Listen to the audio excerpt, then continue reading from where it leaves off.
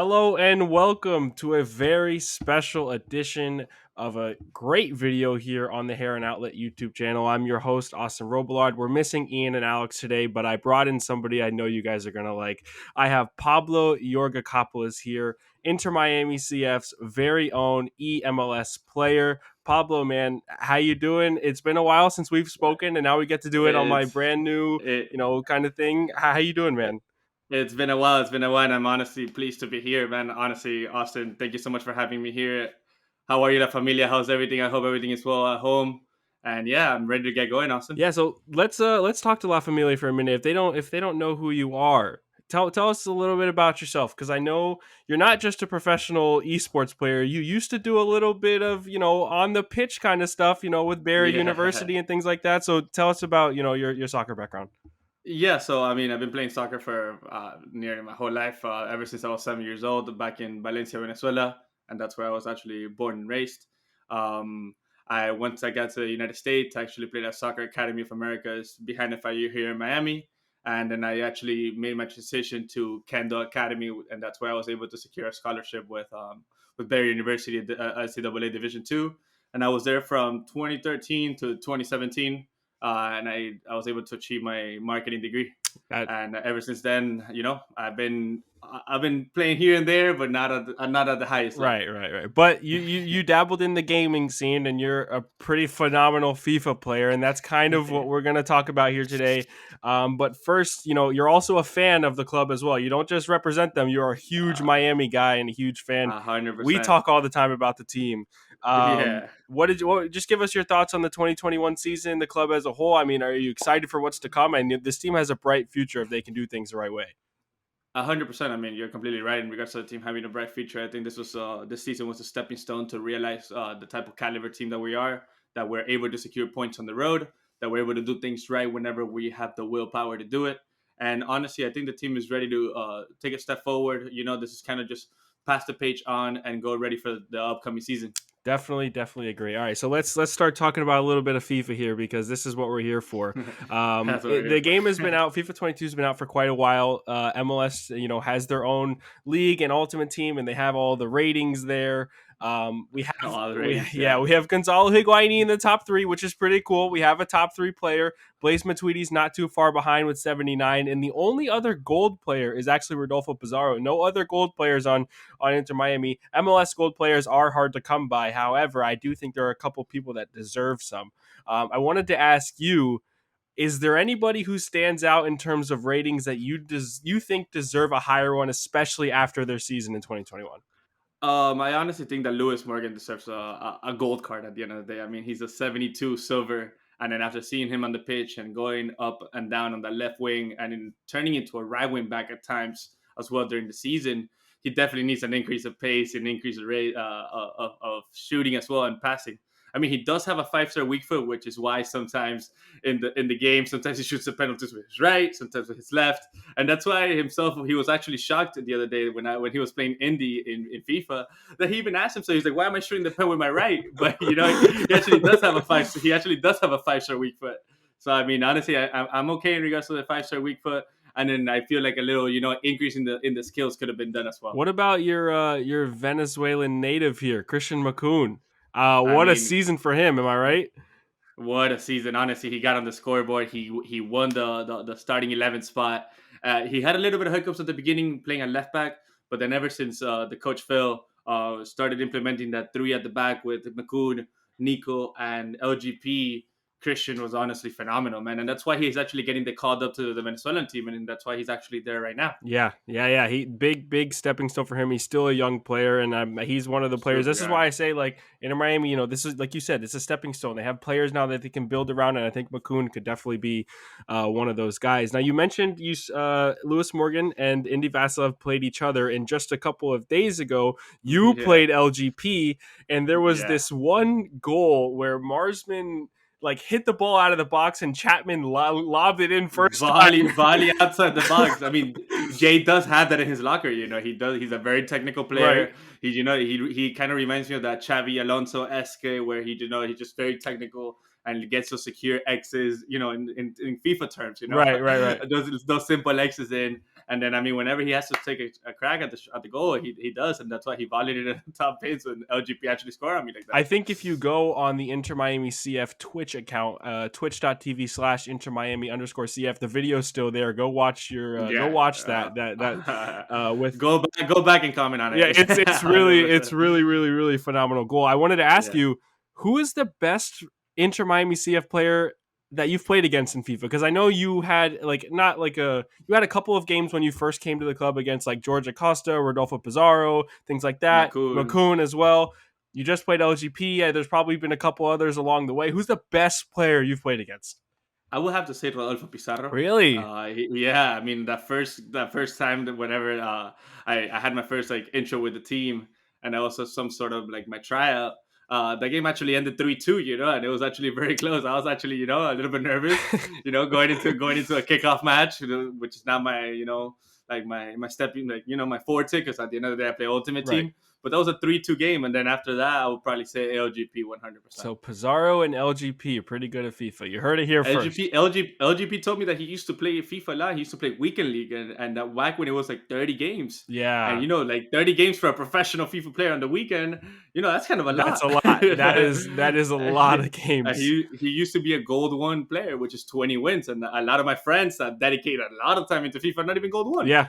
So including myself. So props to LGP there. That's pretty amazing. And that also another recent event that went on within the club and is getting ready to go ongoing here in the short future is Copa de Familia, sponsored by Wendy's. You just had the prelims. You were there hosting the event.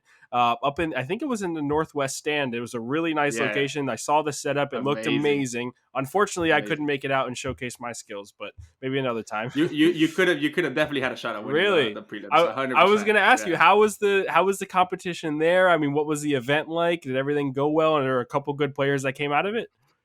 Yeah, no, there was actually very good players that came out of it. To be honest with you, I was quite impressed with the level of players that were there. We actually had a big turnout. There was above like 30 players. Wow. Looking to secure a spot to play the first team players. And honestly, it was a phenomenal time, a great event hosted by the club. And that's just the prelims. We just had now the actual Copa de La Familia event, November 20th. And it's going to be a ton of fun. Yeah, that's going to be exciting to look out for. And, giving the fans a chance to play against some of the first team players is pretty special. You can't beat it, right? It doesn't get better. It doesn't get better. Yeah, exactly. Right? Like last year, OGP ended up winning it on the pitch. I mean, you're on the pitch with the players that are there on their starting 11. It's just surreal. It's just a real moment. So watch out for LGP though, because if he's one of the players you play against, he's probably going to kill you, right? No. I mean, he did tell me that he was ready to defend his title. So all right. I mean, yeah. Look out for LGP. Look out for LGP. And I mean, the games that you guys played, he didn't. I think you. I mean, it was an 8-5 turnout, right. Like an aggregate score. The first game we tied 3-3. Right. I mean, at the end of the day, LGP can have a shot at the pro seat. Maybe he'll join you one day on the pro seat with you. Yeah. So the game came out a month or two ago. October 1st, right? Yeah. So you've played a ton, obviously. You've got your Twitch channel. You stream on your own channel, IMCF Pabs, and then also on the Inter Miami Twitch. Mostly Ultimate Team. That's where the competitive scene is. What's the game been like for you so far? So honestly, I feel like the game has a lot of potential.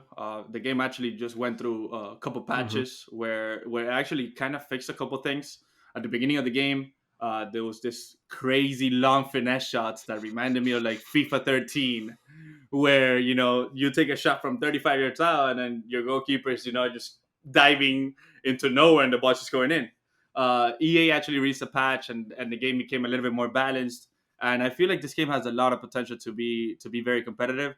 I feel like it's not there yet, but EA is just trying to get better and better and actually provide a good experience for the pro scene. Now, when the MLS or e-MLS season, they release their how it's going to work. We don't know yet, but there's But yeah. usually a couple of rules in there about having to use certain MLS players and things like that. I know that was definitely a thing last year, and we had Last year was 5 MLS stars, five MLS, MLS players on the pitch at all times. which is crazy. And right now I'm thinking about some of those guys. Obviously, the special cards really haven't been released yet for him, but we've gotten a couple. I mean, you have like Andre Blake got an inform. You have Dempsey's hero card. I think you've got Yes. you have Gustavo Bo's objective You're card. gonna see a ton of Dempseys on the pitch. That's what I was assuming, because you get the strong link and all that kind of stuff. Yeah. Is there anybody else like, or any of the guys that I just named that you're probably thinking about using if a couple other special cards aren't released? I mean, our very own Blaise Matuidi last year, the beginning of League Series 1, he had a once to watch where he was an 83 rated, and he was next to Ruud Gullit. Yeah. Literally, he was next to Ruud Gullit or like Patrick Vieira on the midfield. And then after they released a Jonathan Dos Santos, which was very, very good. And then as of right now, I mean, we're just waiting for EA to release a couple more cards to see what we can see on the pitch. Definitely, I want to see you using Dempsey, because I love the U.S. men's national team. So I'm all in for Dempsey. Okay. Just put him on the wing, do a borrow outside, just bring it an X and backwards, and maybe R9 just taps it in. At the end of the day. That would be perfect. I'm already imagining it. Like that. That's how I'm gonna score goals. don't go live on that.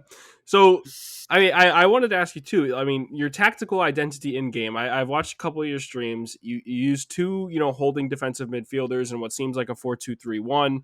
How do you compare your style in game to what Neville not necessarily did in the middle part of the year when he switched to 5 at the back, but in the beginning of the season and a couple times toward the end?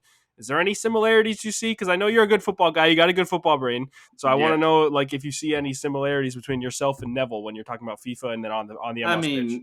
I feel like whenever Phil was running a 4-2-3-1 with Lewis and Breck down the wing, which Breck is a very technical player, but he's not the fastest.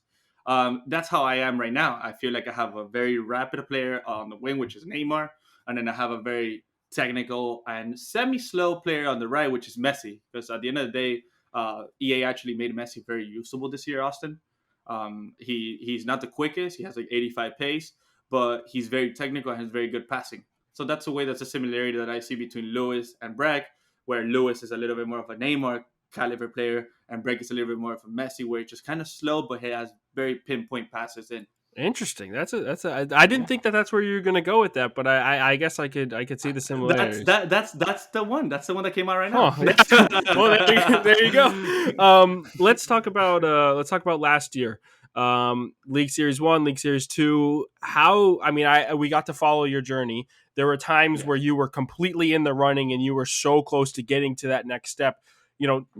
Talk about what happened last year, what you think you need to improve on, and then kind of your expectations for this upcoming e-MLS season. So last year, I definitely know where I went wrong in regards to not being able to make a couple playoffs and a couple live events. I believe we were always, and when I tell you always, this was LS1, LS2, and the MLS Cup. We were only 3 points away, and I know where I dropped those 3 points. At those 3 points, I dropped them against the bottom seed teams. I remember that. The New Englands, the Seattles, I don't know. I don't know anywhere else where I drop points, but I will get points away from the top dogs, and that's something that boosted my confidence.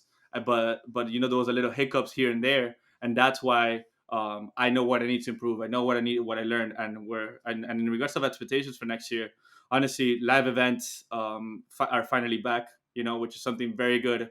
It's no longer an online season. We're going to be live. There's going to be LAN events, and everybody's going to be able to there's not going to be the whole connection issue. There's not going to be the whole delays and here and there, and we're going to work hard in order to bring trophies back to South Florida. That is something I like to hear, because I loved following your journey last year. You were always so close and in the race at all times. We were always there. Right. That's the thing. We were always there, but we were not able to secure it. It was your first season, and now you've got that. It's almost like Miami. You're kind of the expansion side in themselves, and now you're going to build towards. And I have full faith that Pablo, you can. Thank you so much, Austin. I appreciate it. I mean, we go back and forth on Twitter always. I know. There were also I don't know if you've gotten a chance to see LAFC, there were a couple of moves in eMLS in terms of I mean, returning players and players switching teams.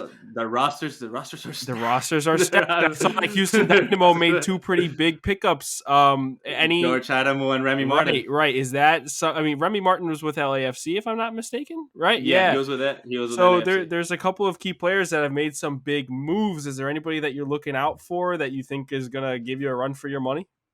I mean, honestly, the everybody. I feel like there's no more free wins. Honestly, Mhm. like how we used to say it, in quotations. I mean, there's not that all of them are free wins, but there's always now there's the level is just at the highest I've ever seen the league. So like every game we're gonna have to show out. Every game we're gonna have to fight, and the margins are gonna be very very small. Like it's gonna be maybe the simple X's where they come in and then maybe you're with an MLS center back and you click triangle coming out of the back, and then you're gonna have an R9 on top of the box, so he's just gonna put it in, Right.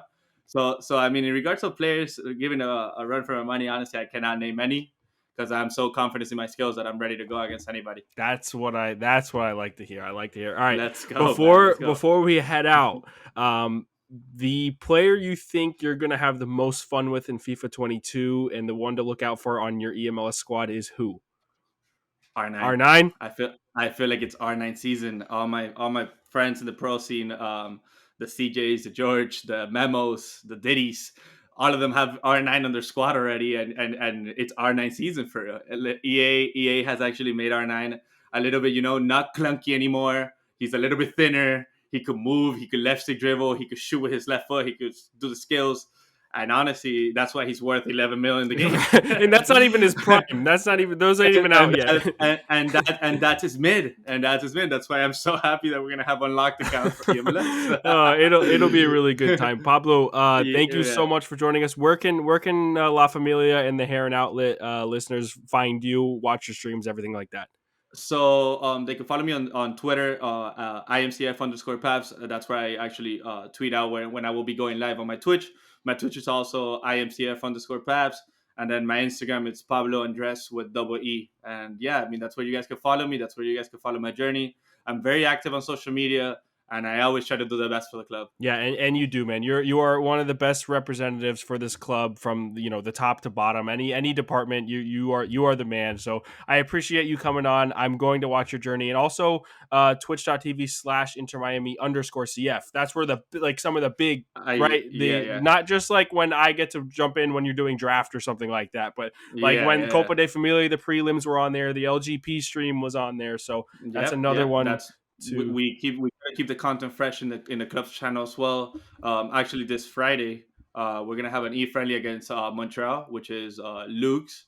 Me and him are trying to set it up. It's gonna be maybe around 6:30 p.m. Eastern time, and yeah, I'm trying to put a lot of content in the club's channel in order to keep it fresh and keep La Familia involved as well with the esports scene. It's another way to support our local club here, Inter Miami. So Pablo, thank you so much, man, for taking the time to do this. We'll be talking soon. Maybe I need to get a friendly in to test my skills, but Whenever you want, send the invite. Okay. All right, sounds good. And for all the Hair and Outlet listeners, thank you so much. Make sure you check out Pablo, and we will see you guys in the next video, and check out the podcast as well. See you guys. Take care, man. Bye, guys.